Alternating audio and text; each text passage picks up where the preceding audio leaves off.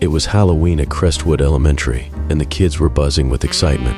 The costumes were on point: pirates, princesses, and the occasional superhero. But the real star of the show, the candy.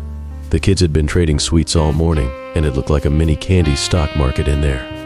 Everything was going smoothly until suddenly, things weren't. Teach! My candy's all wrong! What do you mean, wrong, Lucy? I had 3 chocolate bars and 2 lollipops, but now I've got raisins. Raisins, the Halloween equivalent of coal in your stocking. Lucy wasn't the only one looking confused either.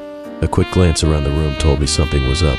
Several kids were staring at their candy piles like they'd been swapped overnight. Jackson chimed in from the back of the class. Teach, my candy's different too. I had gummy worms. Now I've got peppermints. Peppermints? Gummy worms? Someone had thrown a wrench into the candy exchange, and it wasn't just a case of bad trading. No, this smelled like a mix-up, an intentional one. I looked over the rest of the class, who were now buzzing with confusion. Benny, dressed as a pirate, started looking through his candy with wide eyes. I've got a toothbrush. Who trades candy for a toothbrush? The class burst into laughter, but I remained thoughtful. Something was going on, and it wasn't your average Halloween mix-up. All right, detectives. Sounds like we've got a candy mystery on our hands. Let's figure this out before anyone else ends up with something worse, like candy corn. It didn't make sense. These kids were candy connoisseurs. No way they'd trade chocolate bars for raisins. Someone or something had meddled with the candy piles. But the question was how, and more importantly, why? I walked over to the candy trading station at the back of the room, where a big plastic pumpkin sat. The pumpkin had been where kids dumped unwanted candy or collected trades. If there was a clue, it had to be here, at the source of the swaps. I checked the pumpkin bowl, empty. No sign of a candy conspiracy. But then I noticed something. Empty wrappers. That wasn't a good sign.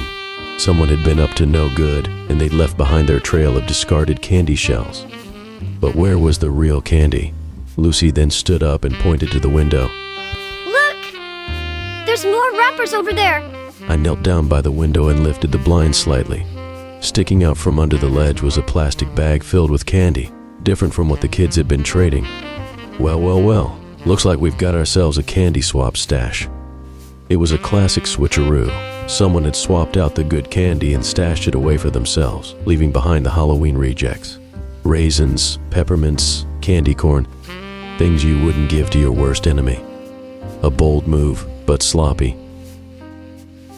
All right, who's been sneaking around with a secret candy stash? The class went silent. But then, Benny slowly raised his hand, looking sheepish. It was an accident, I swear. I didn't mean to swap the candy.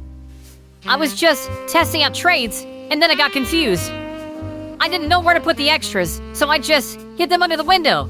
The kids burst into laughter, and even I couldn't help but smile. An honest mistake. Benny wasn't trying to pull off the great candy heist of the century. He just got a little overwhelmed in the candy trading frenzy. And who could blame him?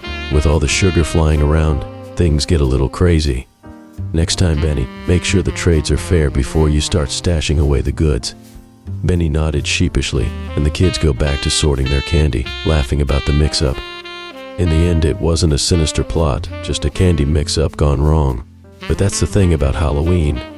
It's a night full of surprises, some sweeter than others. And in this case, the only thing scarier than losing candy was the idea of getting stuck with raisins. Stick around, dear viewers.